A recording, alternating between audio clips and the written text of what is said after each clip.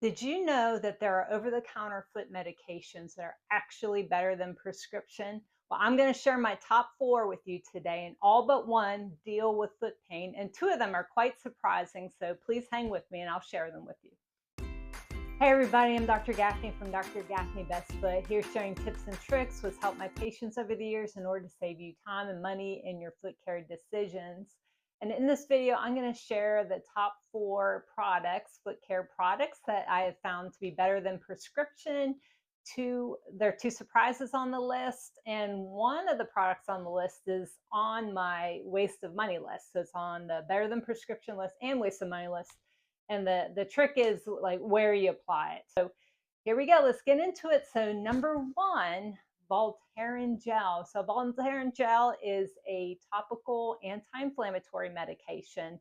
So on the feet, it works really well because there's very little soft tissue coverage. There's not a whole lot of thick muscles down there for the medicine to penetrate through. Everything's relatively superficial.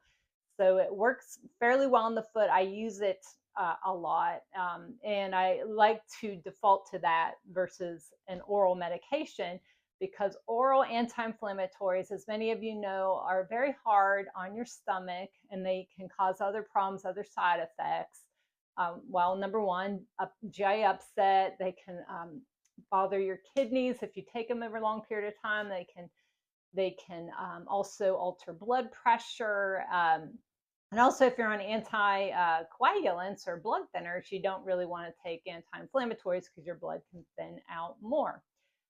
So the topical Voltaren gel, there's only a 6% systemic uptake, so there's very little chance of side effects. I think I've only had one patient have blood pressure problems when taking it, but and I use it like constantly. That's my go-to anti-inflammatory medication, the topical versus the oral.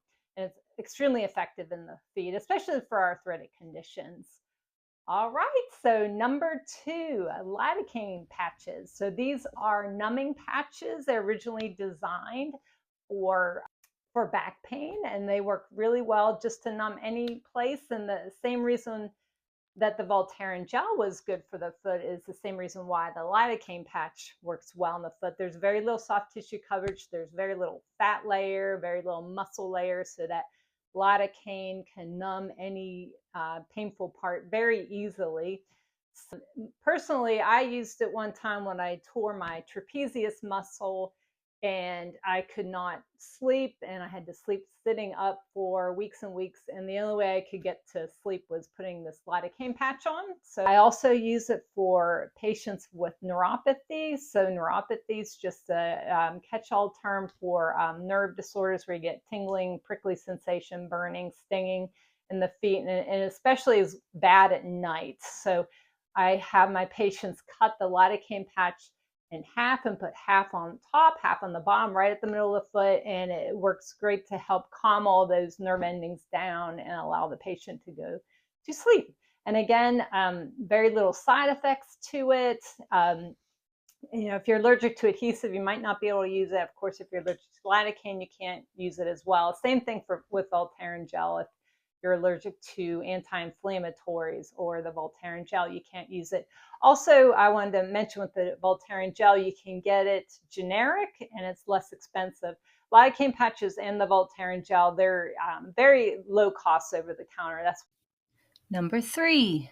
Big surprise, it's antifungals. So antifungals were on my waste of money list because of where you apply it. It's if you apply it on the toenails and thinking that it's going to get rid of your toenail fungus, it's not going to work. But if you use an antifungal topical for your athlete's foot, so fungus in the skin of the bottom of the foot where you get scaly rash and itchy, that antifungals topically over the counter work very well. And specifically, it's the lamisil and lotrimin. So those are fungicidal, and what that means is that it'll kill the fungus.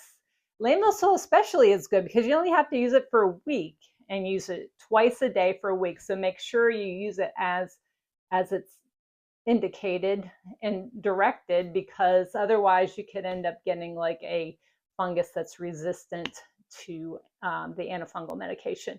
And the lotrimin, you got to use it for two weeks. Now, the lamisil comes in a spray. You can spray it between the toes if you have athlete's foot between the toes. Before we get to number 4 and the most surprising on the list, I do have an honorable mention, and that is fish oil and tumeric. They're both anti-inflammatory, and they kind of lower the inflammation in your body. So it's really good for those with osteoarthritis and helps to lower joint aches and pains. And I take fish oil myself, 1.5 grams a day, and it really helps with my knee osteoarthritis.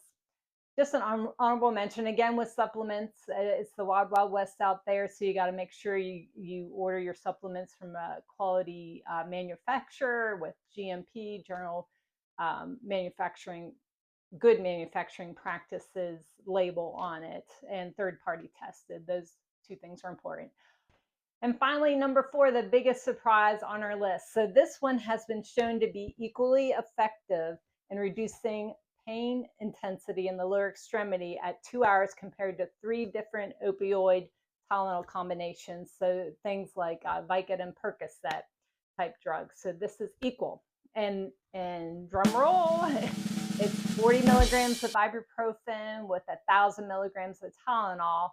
And when you see that, you really don't think, that would do it. But there's 2 or 3 different studies that's showing that's equally effective as the opioid Tylenol combinations. And that was a study according to JAMA in 2017 by Chang et al. And also in JAMA again in 2015 by Friedman et al. And I will put those studies in the show notes so you can check them out. So ibuprofen over the counter is basically 200 milligrams. So you take 2 capsules, so 400 milligrams with the Tylenol together, and that is an effective pain reliever for lower extremity pain.